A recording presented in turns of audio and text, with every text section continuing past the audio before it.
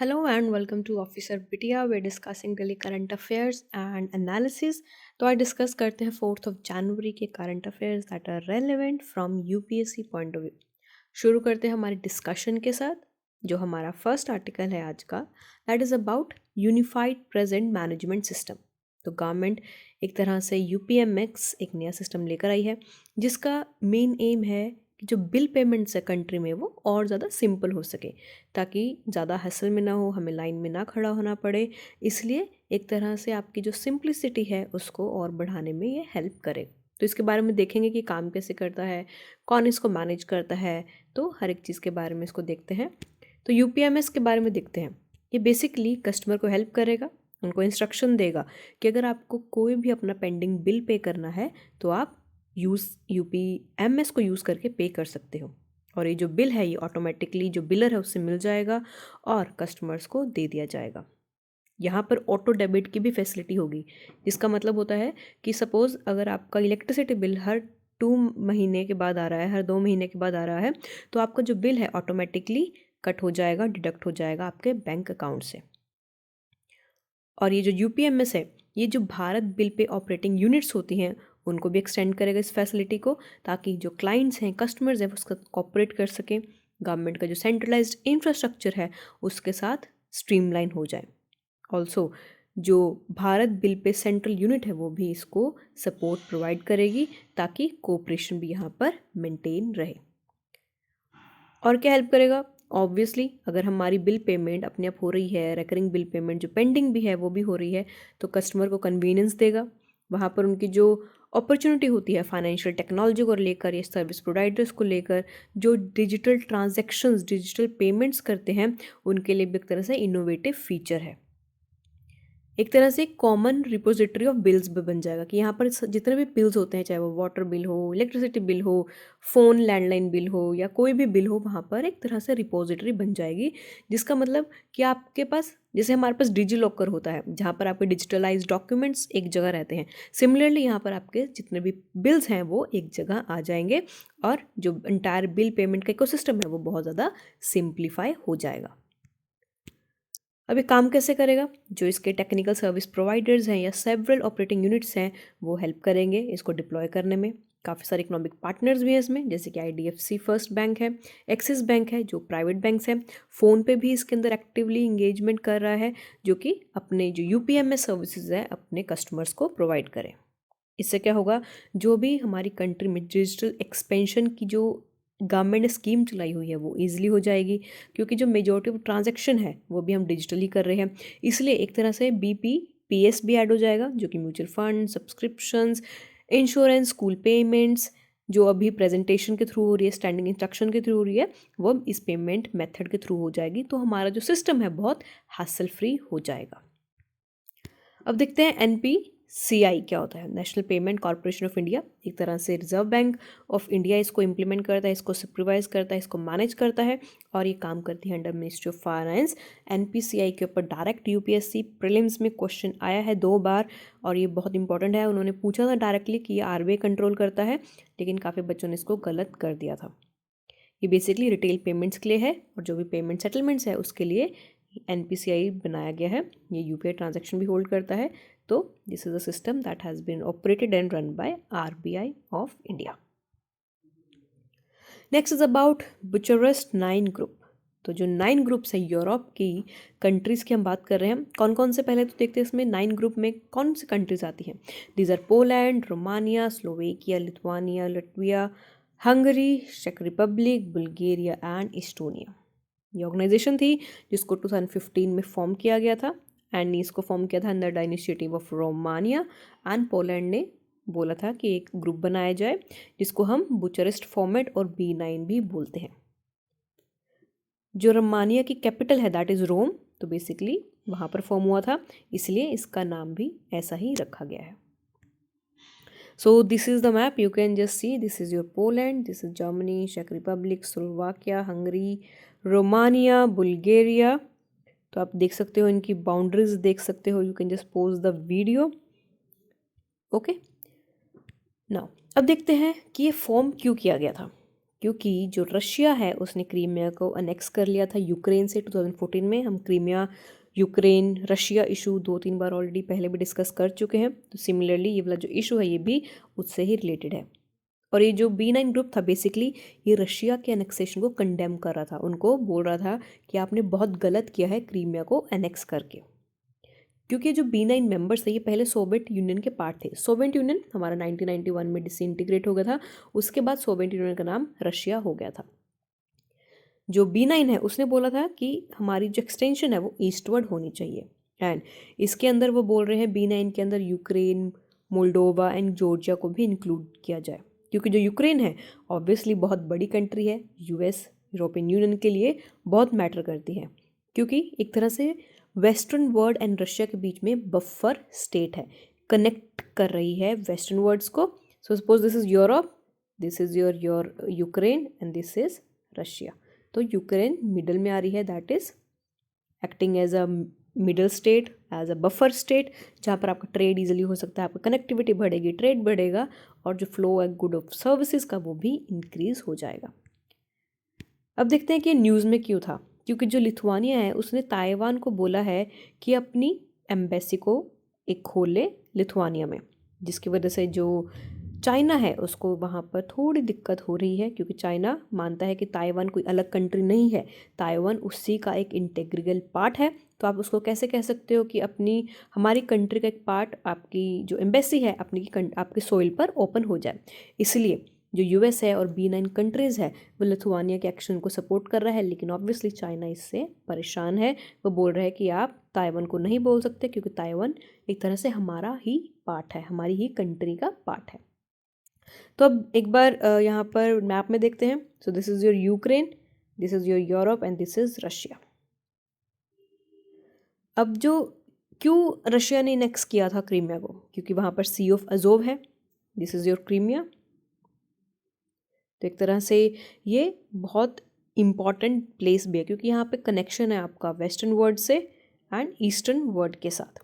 The C of Azov और ये जो ब्लैक सी है यहाँ पर ये कर्च स्टेट से ज्वाइन हो रहा है, और जो कर्च स्टेट है वो क्रीमिया में लोकेटेड है। और जो स्टेट है ये बहुत इंपॉर्टेंट सी रूट है, रशिया जो मेडिटेरियन हमारी कंट्रीज़ है वो इसी के थ्रू पहुँच सकता है। इसलिए रशिया ने क्रीमिया को एनेक्स कर लिया, ताकि उसके जो रीजन्स हैं जैसे कि स्ट्रेट है, ब्लैक सी है, अजोव सी है, उसमें भी उसका पार्ट आ जाए, और रशिया की स्ट्रैटेजिक इंपॉर्टेंस, स्ट्रैटेजिक जो प्रेजेंस है वहाँ पर इस्टेब्लिश हो जाए। जो क्रीमिया है वो एक तरह से यूक्रेन का ही पार्ट है, और जो यूएस और ईयू हैं दैट इज़ यूरोपियन यूनियन वो इसके अगेंस्ट आ रहे हैं, वो रशिया के अगेंस्ट है ऑब्वियसली, कि रशिया ने इलीगली इसको ऑक्यूपाई किया है, तो रशिया को वापस कर देना चाहिए क्रीमिया को। क्यों क्यों अगेंस्ट है यूएस और ईयू? क्योंकि अगर जो रशिया है उसने क्रीमिया को एनेक्स कर लिया किया हुआ है, अगर वो और एक्सपेंड करता है तो उसका जो मैरिटेरियन एरिया है, मैरिटेरियन मार्केट है, वो रशिया के पास चली जाएगी, जहाँ पर दूसरी कंट्रीज़ भी अपना प्रेजेंस इस्टेब्लिश करना चाहती हैं, जैसे कि US and European Union. I hope it is clear. Okay, so अब देखते हैं ताइवान का क्या इशू है। जो चाइना और ताइवान के बीच में काफ़ी टाइम से लड़ाई चल रही है, क्या इशू है, क्यों हो रहा है, इनके बीच में क्या कॉन्फ्लिक्ट्स हैं। जब 1949 में सिविल वार हुआ था तब ताइवान लीडर्स जो थे उन्होंने ताइवान को एक तरह से separate integral independent sovereign state announce कर दिया था। लेकिन जो चाइना है उन्होंने अपना एक सिस्टम निकाला था, that is one country two system formula, की कंट्री तो एक रहेगी लेकिन उसके अंदर दो सिस्टम चलेंगे। जैसे कि इंडिया में हुआ था, जब इंडिया इंडिपेंडेंट हुआ था 1947 में, तब इंडिया में भी वन कंट्री टू सिस्टम चल रहे थे। जम्मू एंड कश्मीर में उस टाइम हमारा जो 70 आर्टिकल था वो रिवोक नहीं हुआ था, तब जो जम्मू एंड कश्मीर एक तरह से इंडिपेंडेंट स्टेट के तौर पर ही काम कर रही थी, but later Pakistan has annexed it. तो similarly Taiwan was also China के अंडर, बट चाइना जो है वो बोल रहा है कि नहीं, it is one integral part of China. लेकिन इसमें ताइवान को ऑटोनॉमी दी गई थी।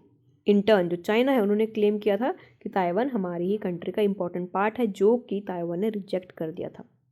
जो ताइवान की इकनॉमी है बहुत ज़्यादा स्ट्रॉन्ग इकनॉमी है, और जो कंट्रीज़ हैं जैसे कि यूएस, जापान, ये जो दूसरी कंट्रीज़ हैं वो ताइवान को बिजनेस गेटवे भी प्रोवाइड करते हैं, वहाँ पर बिजनेस प्रोवाइड करते हैं ताकि वो इंडिपेंडेंट हो सके और ताइवान और चाइना के चंगुल से निकल सके। अगर किसी भी कंट्री को ट्रेड करना है जापान में, उधर हमारा जो एक और कंट्री है दैट इज़ फिलीपींस, वहाँ पर भी आप ताइवान के थ्रू जा सकते हो ताकि हमारी जो कस्टम ड्यूटीज़ हैं, जो टैक्सेस होते हैं वो वहाँ पर ना लगें। इसलिए वो ताइवान को सपोर्ट करो। तो यहाँ पर आप देख सकते हो हर एक कंट्री कैसे अपने मतलब के लिए किसी कंट्री को सपोर्ट कर रही हैं, because international Jio world politics में दुश्मन बनाना बहुत आसान है बट फ्रेंड्स बनाना बहुत मुश्किल है। इसलिए कंट्रीज़ ट्राई करते हैं कि हमारे जो रिलेशन है वो एमिकेबल हो सके हर एक कंट्री के साथ, ताकि उनका जो ट्रेड है, एक्सपेंशन है, उनकी जो मार्केट है, इकोनॉमी है, वो बूम हो सके। Next is about new Covid variant IHU। तो अभी ओमिक्रॉन आ रहा था, लेकिन जो फ्रांस के साइंटिस्ट है उन्होंने एक तरह से नया म्यूटेटेड स्ट्रेन निकाला है सार्स कोव सेकेंड का, जिसको हम IHU बोल रहे हैं, और यही कोविड डिसीज़ को स्प्रेड कर रहा है। तो इसके बारे में देखते हैं। जो ये नया वायरस है, ये अभी इंडिया या पूरा वर्ल्ड अभी तक ओमिक्रॉन के बारे में सोच रहा है कि ओमिक्रॉन आ गया है। इवन इंडिया में भी काफ़ी सारे केसेस आ गए हैं, बट जो फर्स्ट वेरिएंट था इसका डिटेक्ट हुआ था दिसंबर 2021 में। अब ये नया जो कोविड वेरिएंट है इसको IHU और B.1.640.2 वेरिएंट भी कहा जाता है। ये डिस्कवर किया है IHU मेडिटेरियन इन्फेक्शन इंस्टीट्यूट ने, एंड इसके अंदर 46 म्यूटेटेंट्स हैं, जो भी ओमिक्रॉन है उससे भी बहुत ज़्यादा है, एंड ये बहुत ज़्यादा रेसिस्टेंट है आपकी वैक्सीन से, मेडिसिन से, एंड बहुत ज़्यादा इन्फेक्शियस है। तो यहाँ पर अब पता नहीं कोविड कब ख़त्म होगा, लेकिन हमें नए नए वेरिएंट्स हर साल यहाँ पर देखने को मिल रहे हैं, जिसकी वजह से पूरी इकोनॉमी डिसरप्ट होती नज़र आ रही है। तो अभी सिर्फ मेडिटेरियन जो रीजन है वहाँ पर 12 केसेस हमें मिले हैं मार्शल्स में, और बेसिकली ये लिंक किए गए हैं अगर कोई भी अफ्रीकन कंट्री कैमरून में विजिट कर रहा है तो वहाँ से ये केसेस आ रहे हैं। जो थ्रेट है IHU का, obviously that is very rapidly rising, और यहाँ पर अभी ये वेरिएंट सिर्फ मार्शलिज में सपोर्ट किया गया है, दूसरी कंट्रीज़ में भी इसको सपोर्ट नहीं कर दिया गया है, इसलिए WHO ने इसको एज अ सीरियस वेरिएंट अभी अनाउंस भी नहीं किया। इसका जेनोटाइप पैटर्न देखते हैं। जो नया वेरिएंट है इसके अंदर 14 अमाइनो एसिड सब्स्टिट्यूट्स हैं, जिसके इंक्लूड कर रहा है वो N501Y एंड E484K। इसके अलावा नाइट डिलीशंस भी लोकेटेड है स्पाइक प्रोटीन में। ये जो जेनोटाइप प्रोटीन है, पैटर्न है, ये नया पेंगोलियन लीनियज से हमें कनेक्ट कर रहा है, एंड एक तरह से फाइलोजेनेटिक सिस्टर ग्रुप भी है जो कि कनेक्ट कर रही है ओल्ड B.1.640 लीनियज। तो ये हमारी एक तरह से हिस्ट्री ट्रेस कर रहे हैं कि कैसे हमारा जो पेंगोलियन से जो रिलेशन है वो इस वायरस के थ्रू कनेक्ट कहीं ना कहीं पर होता नज़र आ रहा है। नेक्स्ट इज़ अबाउट आयुष आहार पायलट प्रोजेक्ट। तो जो आयुष मिनिस्ट्री है उन्होंने आयुष आहार यहाँ पर अनाउंस किया। उन्होंने बोला है कि जो कैंटीन है आयुष मिनिस्ट्री की, वहाँ पर हम आपको हेल्दी खाना देंगे, घर का खाना देंगे जो कि पोषण भरा होगा, बहुत हेल्दी होगा और बहुत ईजिली डाइजेस्टेबल भी होगा। तो आयुष आहार, आहार मतलब खाना, भोजन, इसको हमने लॉन्च किया है आयुष भवन की कैंटीन में, और ये basically healthy living practices incorporate करेगा ताकि जो न्यूट्रिशन है वो जो हमारे मिनिस्टर्स हैं उनकी डाइट में इंक्लूड हो सके। कौन कौन से डाइट्स हम इसमें इंक्लूड कर रहे हैं? इसके अंदर आ रहा है खोखम ड्रिंक, गाजर का हलवा, बझानी वड़ा एंड वेजिटेबल पोहा। ये बेसिकली जो डिशेस हैं ये ऑब्वियसली न्यूट्रिशन में बहुत रिच हैं, बहुत डाइजेस्टेबल है, एंड जो आम लोग हैं, आम जनता है, उनके बीच में भी बहुत कॉमन है। फ्यूचर प्लान्स क्या है? ऑब्वियसली जो आहार टेस्ट है, आयुष आहार टेस्ट है, एक तरह से हमने लॉन्च किया है ताकि हमारी प्रैक्टिसेस का पता चले कि क्या ईटिंग हैबिट्स लोगों में बदल रही है, मिनिस्टर्स में बदल रही है। तो एक तरह से पैच टेस्ट जिसको बोल सकते हैं। अभी इसके फीडबैक भी लिए जाएंगे और फीडबैक के बेसिस पर नई डाइट को रेगुलराइज भी किया जाएगा। एक तरह से हम कोशिश कर रहे हैं कि गवर्नमेंट डिपार्टमेंट में आयुष लाइफस्टाइल को लाया जा सके ताकि लोगों में भी अवेयरनेस आए कि हमें आयुष लाइफस्टाइल अपनाना चाहिए जो बहुत हेल्दी है, जहाँ पर हम योगा की भी बात करते हैं और जो हमारी जो डाइट है वो भी इम्प्रूव हो सके, एक तरह से हम हेल्दी वेलबींग की तरह जिए। आयुष लाइफस्टाइल में बेसिकली है क्या? एक तरह से कोशिश करता है कि जो लाइफस्टाइल डिसीजेज़ हैं वो कम हो सके। लाइफस्टाइल डिसीज़ मतलब जो हमारे आजकल के लाइफस्टाइल से जो डिसीज़ हो रहे हैं, जैसे कि हार्ट डिसीज़ हो रहे हैं, टाइप 2 डायबिटीज़ हो रहे हैं, ओबेसिटी है, स्ट्रोक्स हैं, ये ख़त्म हो सके, ये कम हो सके। इसके अंदर हम हेल्दी डाइट को इंक्लूड कर रहे हैं, एक्सरसाइज को इंक्लूड कर रहे हैं, योगा को इंक्लूड कर रहे हैं। इंडिया वर्ल्ड लीडर है आयुष प्रैक्टिसेस में, एंड इंडिया में 500 कॉलेजेस एंड 3,000 हॉस्पिटल ज़्यादातर आयुष को ही डेडिकेट करते हैं। अगर ये प्रोजेक्ट सक्सेस हो गया तब ये जो डाइट है ये इन हॉस्पिटल्स में भी इंक्लूड की जाएगी।